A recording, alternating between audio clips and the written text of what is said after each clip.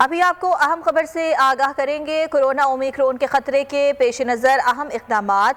NCOC इजलास में category C के ममालिक में इजाफा कर दिया गया है। कैटेगरी सी ममालिक की लिस्ट 7 से बढ़ाकर 15 कर दी गई है। जनूबी Africa, Netherlands, Hungary, Ireland, Croatia, Slovenia शामिल।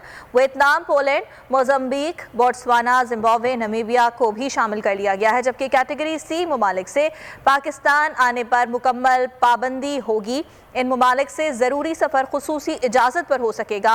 वफाक़ी वज़ीर असद उमर ने NCOC इजलास की सदारत की है और इस इजलास में कोरोना ओमिक्रॉन के ख़तरे के पेश नज़र अहम इक़दामात किए गए हैं और कैटेगरी सी के ममालिक में इजाफ़ा किया गया है। कैटेगरी सी के ममालिक 7 थे और अब इस लिस्ट में मज़ीद ममालिक का इजाफ़ा कर दिया गया है और अब इन ममालिक की तादाद 15 हो गई हैं जिन्हें कैटेगरी सी में शामिल किया गया है।